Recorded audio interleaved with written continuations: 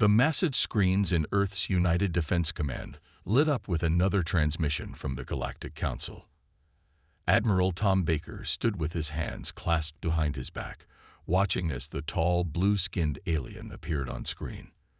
Like always, their expression carried that familiar look of superiority. "Your species continues to amuse us," the alien spoke, its universal translator converting the clicks and whistles into English. "Your fastest ships can barely reach what we consider crawler speed.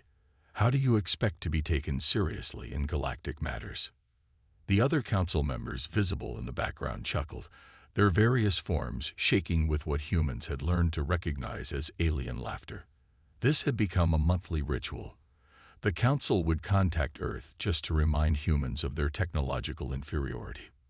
But what the council didn't know was that deep beneath the Rocky Mountains, in a facility known only as Deep Void, humanity had been working on something that would wipe those smug looks off their faces. Commander James Miller walked through the steel-reinforced corridors of Deep Void, his footsteps echoing against the walls. The facility housed Earth's most ambitious secret project, the development of seven-dimensional travel technology. While the aliens thought humans were still struggling with basic warp drives, the truth was far different. "Status report," Miller called out as he entered the main research chamber. The massive room housed a ship unlike anything ever built before. Its surface seemed to shift and change, as if it couldn't decide which dimension it wanted to exist in. Dr. Robert Ward looked up from his control panel, his eyes bright with excitement despite the dark circles under them. "Commander, we've just completed the final calibrations. The threshold is ready for its first full power test." Miller nodded, examining the readings on the nearest screen. For 5 years, they had worked in absolute secrecy. Even most of Earth's governments didn't know about Deep Void. The facility's existence was known only to a select few military and scientific personnel. The main screen suddenly flashed red, indicating another incoming transmission from the Council. This time, their tone was different. "Humans," the lead alien's voice boomed through the speakers. "Your time for games has ended. We have decided that your species represents a potential future threat to galactic stability.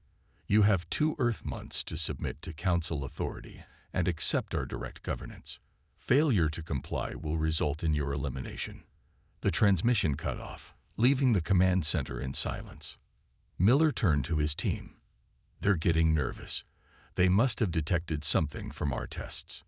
"Impossible," Dr. Ward replied, shaking his head. "Our dimensional shielding is perfect. They can't have." "Unless they were meant to," Miller interrupted. "Think about it. We've been letting small energy signatures leak out, just enough to make them worried, but not enough to show our true capabilities." The team gathered around the threshold. The vessel represented humanity's greatest achievement, the ability to access and manipulate the 7th dimension, while the aliens had mastered travel through the 4th dimension, time, and even played with the 5th and 6th. Humanity had taken a different approach. They had worked in secret, focusing all their resources on cracking the 7th dimension, the dimension of universal constants. "Begin power-up sequence," Miller ordered. The chamber hummed to life as the threshold systems activated. Energy readings that shouldn't have been possible filled the screens. "Sir," one of the technicians called out, "we're detecting a Council scout ship entering the solar system." Miller smiled. Everything was going according to plan. The aliens' ultimatum had played right into their hands. They wanted humanity to submit. They were about to learn a harsh lesson about underestimating Earth. "Prepare the threshold for launch," he commanded. "It's time to show the galaxy why they should have taken us seriously." As the launch countdown began, Miller thought about how the Council would react when they realized their mistake. The 7th dimension wasn't just another layer of spacetime. It was the fundamental framework of reality itself. Through it, humanity could alter the very laws of physics within a localized area. The aliens thought their technology was superior. They were about to learn that their precious machines wouldn't even function when the basic constants of the universe changed around them. "Launch in 5 minutes," the computer announced. The mockery was about to end. The galaxy's laughter would stop very soon, and humanity would have the last laugh. The threshold hung in Earth's orbit, its surface rippling like liquid metal in the sunlight. Inside the vessel's control room, Dr. Ward's fingers flew across the holographic controls as he prepared for the final test sequence. "All dimensional barriers holding steady," he reported, glancing at Commander Miller. "The seventh dimensional core is stable at 15% power." Miller nodded, his eyes fixed on the main viewport. Below them, Earth looked peaceful, unaware of the revolutionary moment about to take place. In the 2 weeks since the Council's ultimatum, the world's governments had finally united under a single banner: survival. "Beginning power increase," Dr. Ward announced. 20%, 30, 40. The ship's interior hummed with energy that shouldn't exist in normal space. Regular sensors couldn't even detect it. The team had to develop entirely new instruments just to measure seventh-dimensional power. "We're detecting Council vessels at the edge of the solar system," the sensor operator reported. 3 warships just dropped out of hyperspace. Miller smiled. "Perfect timing. Dr. Ward, take us to full power." "Sir, we haven't tested beyond 60% in previous trials," Ward cautioned. "The Council gave us 2 months. We have 2 weeks. Take us to full power, Doctor." Ward took a deep breath and began increasing power to the core.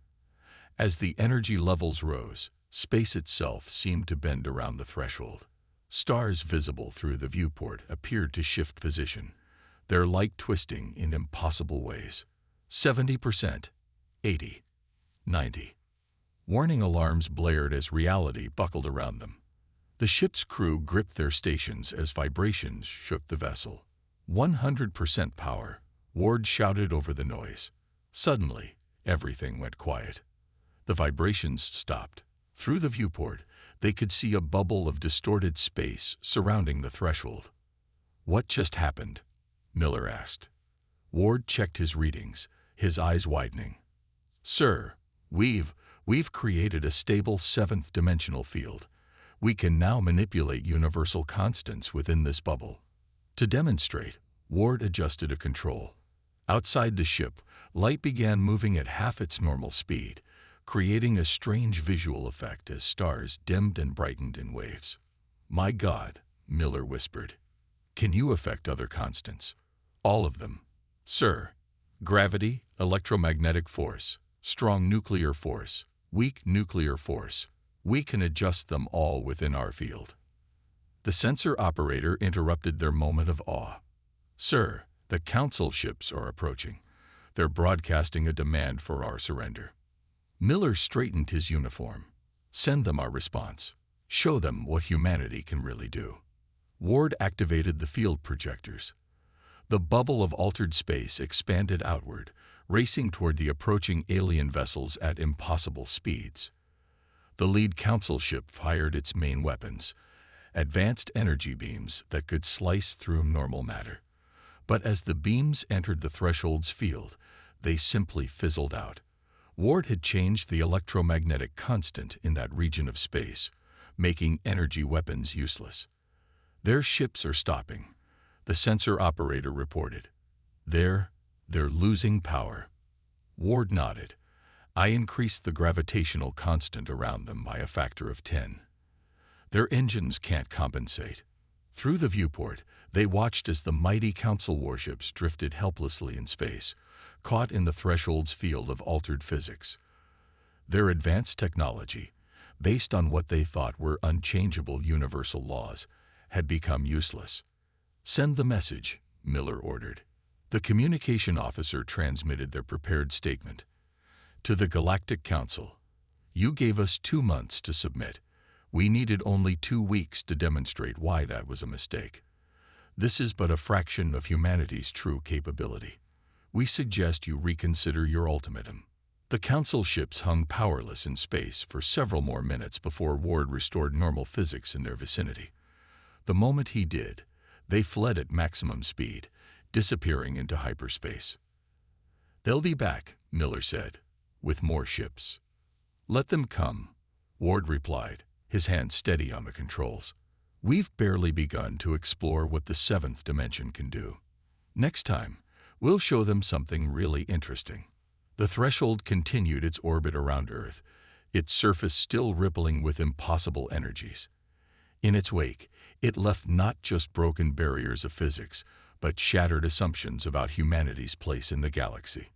The age of mockery was over. The age of human ascendance had begun. The massive Council fleet dropped out of hyperspace near Jupiter, their ships forming a wall of advanced technology that stretched for thousands of kilometers. At their center, the flagship of High Commander Drake of the Galactic Council dwarfed all other vessels. Inside the flagship's command center, Drake watched the tactical display with his 4 eyes narrowed in contempt. The small blue planet ahead had dared to challenge the Council's authority, and now they would learn their place. "Any sign of the human vessel that disabled our scout fleet?" Drake asked his sensor chief. "Nothing yet, High Commander, but we're detecting unusual energy readings from Earth's orbit." Drake clicked his mandibles in amusement. "No matter. Begin the advance. Show these primitives what real power looks like." The Council fleet moved forward, their engines pushing them toward Earth at speeds that would have seemed impossible to humans just a few years ago. Or so Drake thought. In Earth orbit, the threshold waited. Commander Miller stood at his post, watching the approaching armada with calm determination. "They'd brought their entire third fleet," Dr. Ward observed, studying the sensor readings. "Over 500 ships." Miller nodded. "And every single one of them is about to learn a lesson in humility. Power up the seventh dimensional core." The threshold's surface began its familiar rippling pattern as Ward brought the core online. This time, they had new tricks prepared.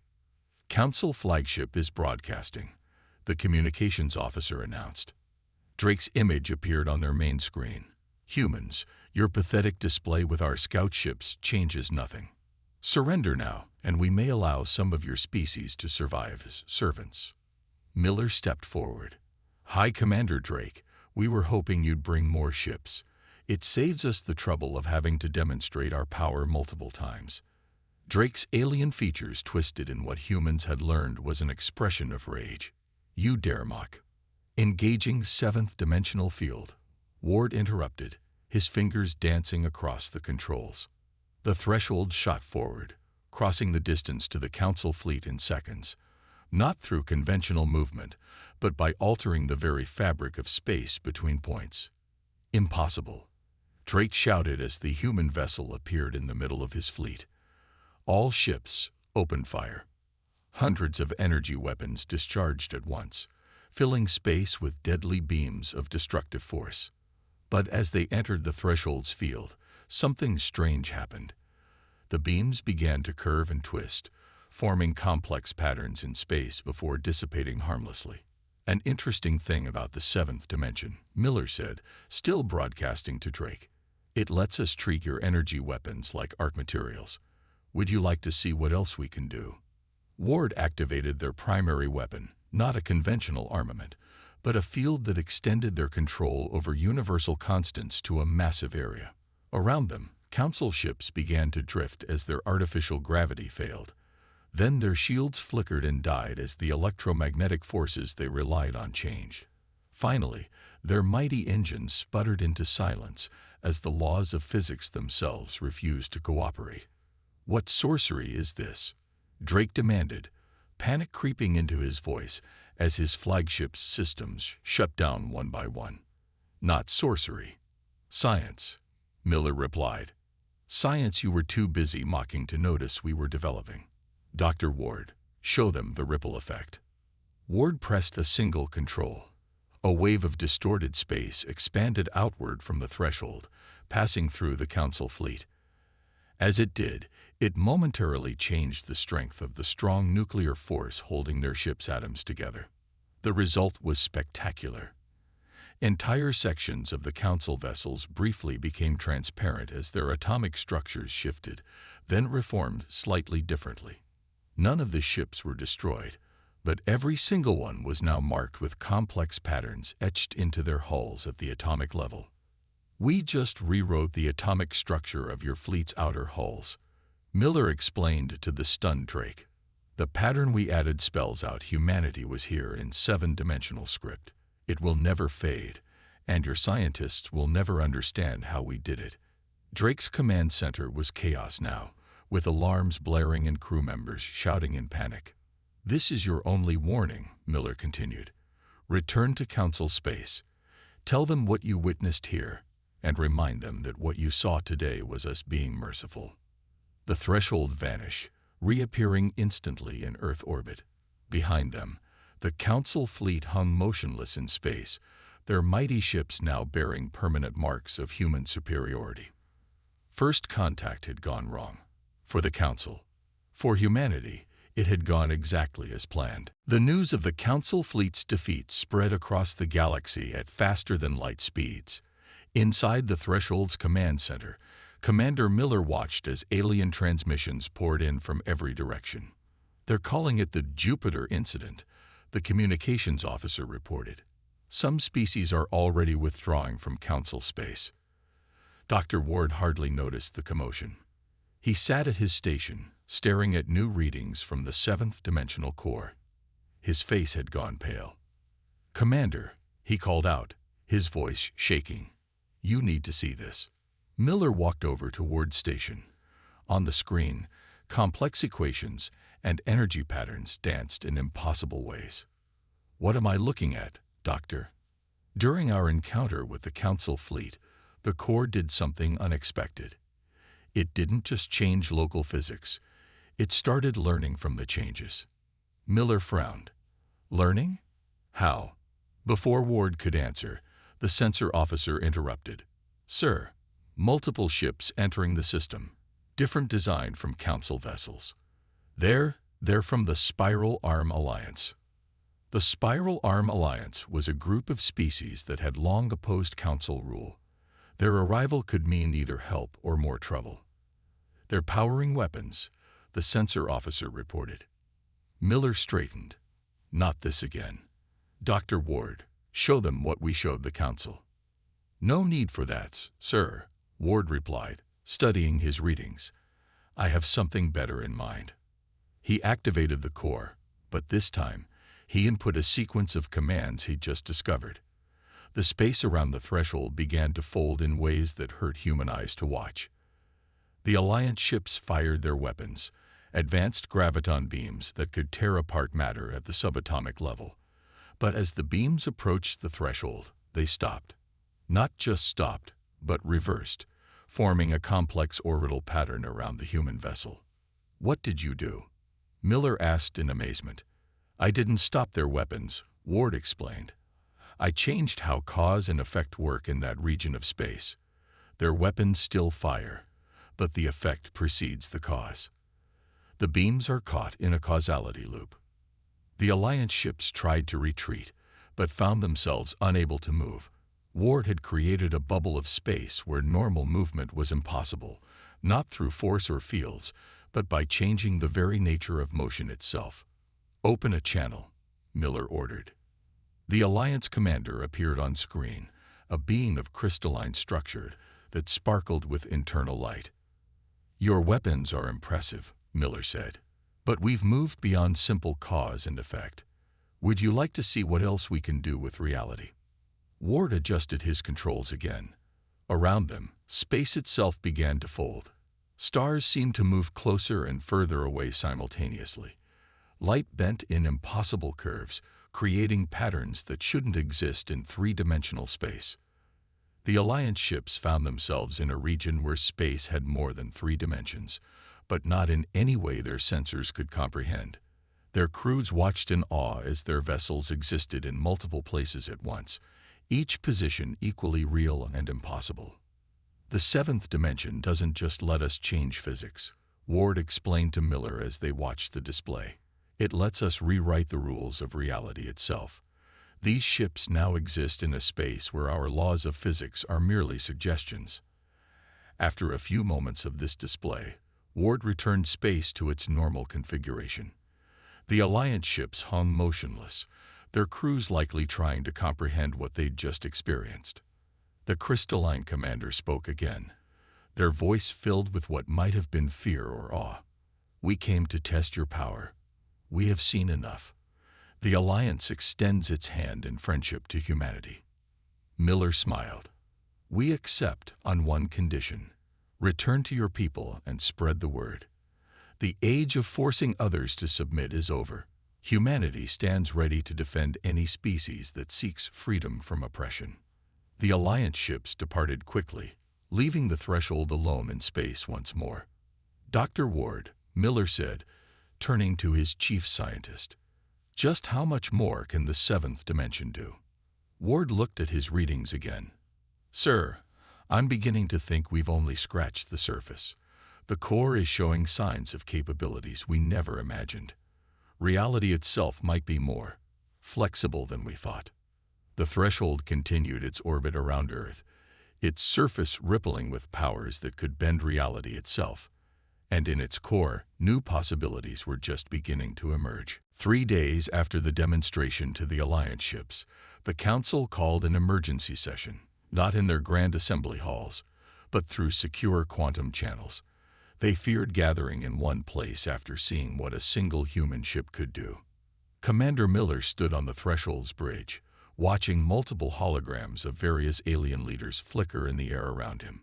Even through the quantum transmissions, he could see their fear. "The Council recognizes the power of humanity," the High Speaker announced, his translucent form shimmering. "We propose immediate peace talks." Dr. Ward, working at his station, suddenly sat up straight. "Commander, the core, it's offering something new." Miller raised an eyebrow. The seventh dimensional core had been growing more interactive lately, almost like it was developing its own understanding of reality. "What is it, Doctor?" "A way to broadcast, not just through normal space, but through dimensional layers. We could reach every species in the galaxy simultaneously." Miller smiled. This was their chance to change everything. "Do it." Ward's fingers flew across his controls.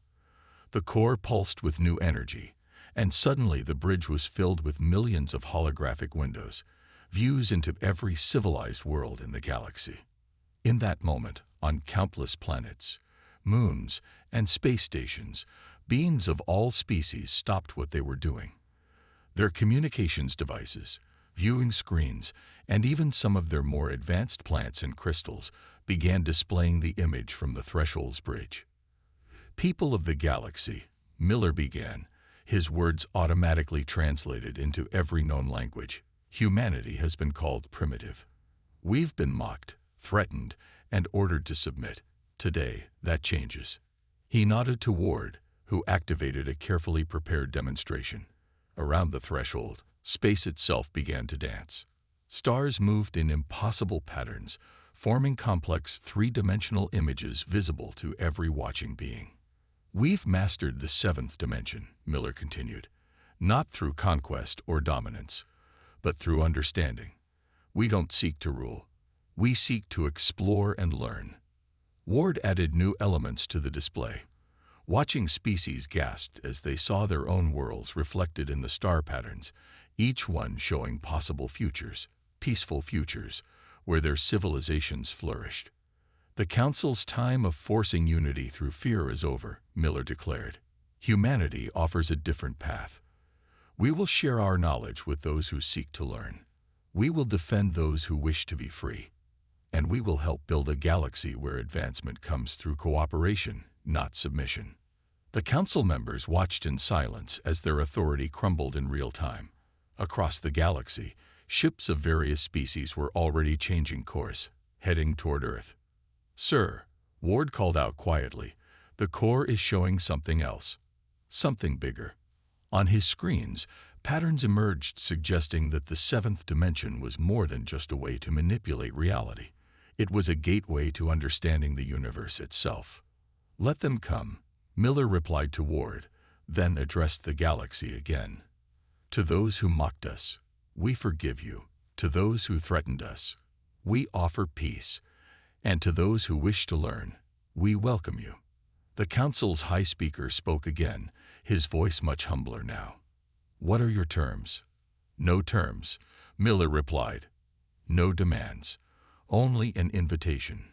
Join us in exploration, not domination.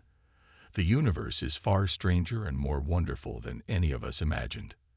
As if to emphasize his point, the threshold's core pulsed again, creating a display of pure seventh-dimensional energy that rippled across the galaxy, every watching being felt it, not as a threat, but as a promise of possibilities.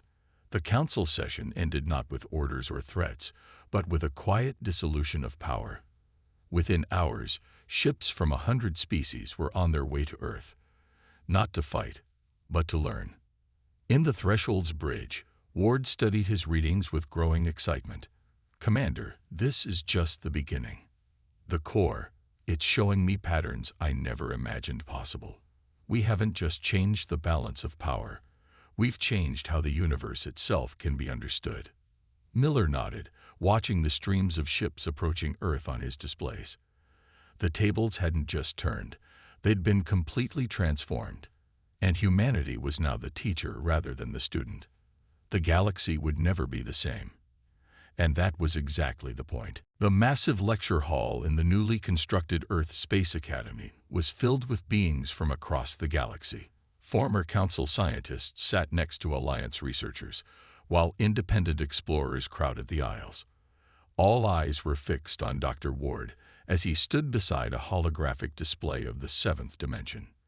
The key was never about domination, Ward explained, gesturing to the complex patterns floating in the air. It was about understanding that reality itself is more flexible than we imagined. Commander Miller watched from the back of the hall, a small smile on his face. In the month since their galaxy-wide broadcast, Earth had become the center of a scientific revolution. The Threshold's core had opened doors that no one, not even humans, had dreamed possible. Consider this, Ward continued, manipulating the hologram. The image shifted, showing how seventh-dimensional energy flowed through normal space. We discovered that the universe isn't rigid. It's more like a living thing, capable of adaptation and change. A former council scientist raised one of their appendages. But how do you control these changes without destroying reality itself? That's the beautiful part, Ward replied. We don't control it. We work with it. The seventh dimension isn't a weapon or a tool. It's a partnership with reality itself. As if responding to his words, the Threshold's core, now housed in a special facility beneath the Academy, pulsed with new energy. The holographic display automatically adjusted, showing new patterns that even Ward hadn't seen before. Fascinating, he muttered, studying the display. The core is still teaching us. Every day, it reveals new aspects of how reality works. In the weeks since the galaxy had witnessed humanity's capabilities, something unexpected had happened. Instead of seeking to weaponize the technology, most species had become fascinated by its scientific implications. The ability to alter local physics had opened up entirely new fields of study. Your species, a crystalline being from the Alliance, spoke up. You didn't use this power to conquer. Why? Miller stepped forward from his position at the back. Because true power isn't about control, it's about understanding. The seventh dimension taught us that the universe is far more remarkable when we work together to explore it. The Threshold's core pulsed again, stronger this time. The holographic display erupted with new patterns, showing possibilities that made even Ward gasp. Look at this, Ward said excitedly, pointing to the new formations. The core is showing us how different dimensional layers interact. These patterns suggest that reality isn't just flexible, it's creative. It wants to grow, to evolve. The assembled scientists leaned forward, their various sensory organs fixed on the display. Former enemies found themselves working together, sharing insights and building on each other's observations. Commander, Ward called out, his eyes wide. The core is suggesting something incredible. These patterns, they indicate that the seventh dimension might be just the beginning. There could be more dimensions, each offering new ways to understand and work with reality. Miller nodded. This was why humanity had chosen cooperation over conquest. The universe itself was showing them that advancement came through understanding, not control. A young alien student raised their voice. But the power, it could still be used for destruction. How do we prevent that? The same way we prevent any technology from being misused, Miller replied. Through wisdom, cooperation, and understanding. The seventh dimension showed us that the universe favors harmony over conflict. When we tried to weaponize it, it resisted. When we sought to understand it, it opened up to us. Ward adjusted the holographic display one more time, showing how seventh-dimensional energy naturally flowed toward positive interactions and away from destructive ones. This is why the Council's weapons failed, he explained. The seventh dimension naturally opposes attempts to dominate or destroy. It's as if reality itself prefers creation over destruction. The assembled beings sat in thoughtful silence, processing this revelation. Species that had spent millennia developing ever more powerful weapons were beginning to see a different path. In orbit above them, the threshold continued its quiet patrol, its surface rippling with seventh-dimensional energy. But now it wasn't a weapon or a deterrent. It was a reminder that the greatest power comes from understanding, not control. The galaxy was learning a lesson that humanity had somehow grasped first. True power lies not in domination, but in the wisdom to know how to use it. 1 year after humanity revealed its mastery of the seventh dimension, Earth had transformed. The once isolated planet had become the center of galactic scientific advancement. The newly completed Dimensional Sciences Academy stretched across what used to be the Sahara Desert, its crystalline towers reaching toward the stars. Commander Miller stood in the Academy's central observation dome, watching ships from across the galaxy arrive and depart. Next to him, Dr. Ward was reviewing the latest data from the growing network of seventh-dimensional cores. The first student class graduates today, Miller said, his voice filled with pride. 2,000 beings from 500 different species. Ward nodded, his eyes still on his displays. And each of them understands something we didn't a year ago. The seventh dimension was just the beginning. Below them, in the Academy's vast courtyards, beings of all shapes and sizes mingled freely. Former Council warriors studied alongside Alliance scientists, while independent explorers shared discoveries with Earth researchers. The core network is stabilizing, Ward continued.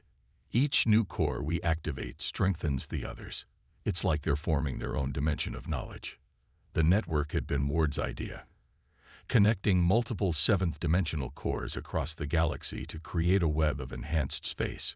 Within these networks, ships could travel instantly between points, and information could be shared at speeds that made light seem slow. "Sir," a young officer called from nearby. "The Council delegation has arrived for the ceremony." Miller smiled. The same Council members who had once threatened Earth now came as equals, eager to learn and contribute to the new galactic order. In the Academy's main hall, thousands of beings gathered for the graduation ceremony. The threshold, now retired from patrol duty, hung in orbit above them as a reminder of how everything had changed. When we first accessed the seventh dimension, Miller began his address, we thought we had discovered a weapon. Instead, we found a teacher. The universe showed us that power without wisdom is meaningless. The assembled beings listened intently, their various sensory organs focused on the human speaker. Among them were former enemies who now worked together to explore the mysteries of dimensional science. Ward stepped up next, activating a massive holographic display. Today, our graduates have helped us understand something revolutionary. The seventh dimension isn't just a layer of reality. It's a bridge to infinite possibilities. The display showed new patterns that the core network had revealed, suggestions of dimensions beyond the seventh, each offering new ways to understand and work with reality. But most importantly, Miller continued, we've learned that the greatest discoveries come not from competition, but from cooperation. The galaxy has entered an age of exploration and understanding that none of us could have achieved alone. As if responding to his words, the core network pulsed with new energy. The holographic display shifted, showing possibilities that made even the most experienced scientists gasp in wonder. "Look at that," Ward whispered to Miller. "The network is showing us patterns I've never seen before. It's like reality itself is celebrating with us." The graduation ceremony concluded with a demonstration of what the students had learned. Working together, beings from different species used their understanding of dimensional science to create beautiful displays of controlled reality bending. Stars seemed to dance in impossible patterns. Light bent into forms that shouldn't exist. Space itself folded and unfolded like origami made of reality. But none of it was meant to intimidate or control. It was pure exploration and art. Later, as the celebrations continued, Miller and Ward stood again in the observation dome.